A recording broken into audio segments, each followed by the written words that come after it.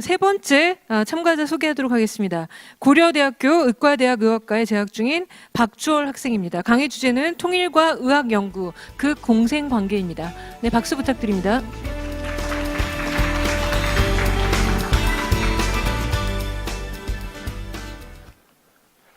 네, 안녕하세요. 잠깐 제 소개를 먼저 할게요. 저는 어릴 적 스리랑카라는 인도 아래에 있는 작은 섬에서 10년 동안 살았습니다. 제 고등학교를 졸업할 때까지 거기 있으니까 제 어린 시절의 대부분을 거기서 보낸 셈인데요. 거기에서 아직도 생생하게 기억한 일화가 있습니다. 하루는 처음 만난 스리랑카 친구에게 제 자신을 소개하면서 이렇게 말했습니다. Hi, my name is Joel Park and I'm from Korea.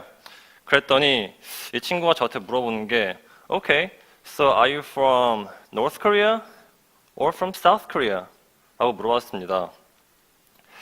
저희 한국 사람들에게는 북한 사람들의 대부분이 북한을 떠나지 못한다는 게 너무나도 당연한 사실이지만 이 스리랑카 친구에게는 한국이나 북한이나 큰 차이가 없었는지도 모릅니다.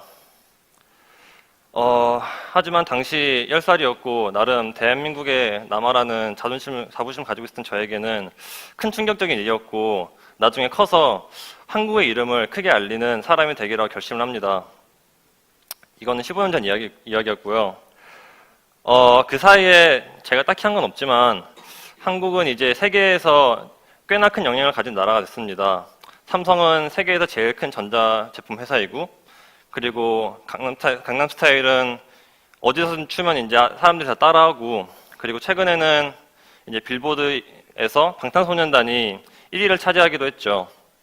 이처럼 경제적으로나 문화적으로나 한국은 꽤나 큰 영향을 가진 나라가 됐는데요. 하지만 아직까지 한국이 큰 영향력을 가지지 못하는 분야가 있습니다. 그것은 바로 과학연구, 특히 의학연구 분야인데요. 사실 옛날에 비해서 한국의 과학연구는 정말 많은 발전을 이루어 왔습니다. 하지만 미국이나 영국같이 연구의 역사가 긴 나라에 비해서는 아직은 많이 부족한 면이 있죠. 특히 연구를 하는 의과학자가 되고 싶은 저로서는 이런 상황이 참 안타까운데요. 제가 연구를 하고 싶은 이유는 의학 연구를 통해서 과거에 치료하지 못했던 사람들을 치료할 뿐만 아니라 미래의 환자들을 치료할 수 있다는 믿음이 있어서입니다.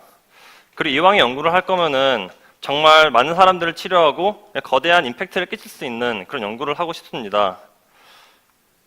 하지만 연구는 그렇게 쉬운 일이 아니죠. 정말 대중들이 보기에는 아무것도 아닌 것 같은 연구도 사실은 연구자들이 수많은 실패를 하고 수년 동안 노력을 해야만 만들어낼 수 있는 결과입니다. 특히 한국에서 이런 임팩트 있는 연구를 하기에는 정말 어려운 일인데요. 그 단적인 예를 제가 보여드리도록 하겠습니다. 의학 연구와 친숙하신 분들은 The New England Journal of Medicine, NEJM이라는 걸 들어보셨을 텐데요. 세계에서 의학 연구 최고의 권위를 가진 학술지입니다. 제가 좀 검색을 해봤는데요. 퍼브메드에서 지난 5년간 NEJM에서 출판된 논구 논문들의 수는 3,500여 개였습니다. 여기에서 한국 기관이 주도적으로 실행한 연구는 단 3개에 불과했습니다. 3,500여 개 중에서 3개. 그나마 조금 더 짧은 논문인 서신 논문들을 포함하면은 7개의 논문이 총 게재가 됐는데요. 그것도 결코 큰 수는 아닙니다. 그렇다면은 그나마 NEJM에 게재될 수 있었던 한국 논문들의 내용은 어떤 것이었을까요? 이 중에서 제일 인용수가 많이 되었던 논문은 고대의대 예방학 교실에서 갑상선암의 과도 진단에 대한 내용이었습니다. 한국 특유의 저렴한 의료비와 그리고 폭넓은 건강검진을 통해서 오히려 갑상선암 수술이 필요 없음에도 수술을 한다는 내용이었죠. 이 외에도 메르스 바이러스, 그리고 다대내성 결핵, 그리고 위암에 대한 내용이 있었습니다. 이 논문들 주제의 공통점은 모두 다 한국에서 특이적으로 많이 발견할 수 있는 질병이라는 것입니다. 메르스 바이러스는 말할 것도 없고 다대내성 결핵은 한국 발병률이 OECD 국가 중에서 1위이고 위암은 세계에서 발병률이 1위입니다. 제가 말하고 싶은 것은 한국이 임팩트 있는 연구를 하려면은 한국에서 하기 쉬운 연구를 해야 합니다.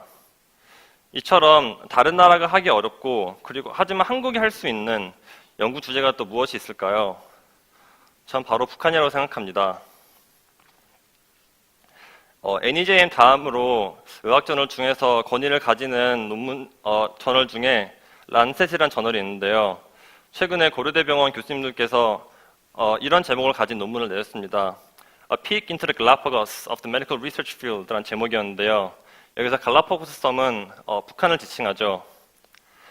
지난 70년간 북한 사람들이 한국과 완전히 단절된 삶을 살면서 신체의 변화가 있었지만 원래 북한 사람들과 한국 사람들의 유전자는 똑같기 때문에 지금 한국 사람들과 북한 사람들을 비교하면은 환경이 사람의 신체와 유전자에 미치는 영향을 연구할 수 있다는 내용이었습니다.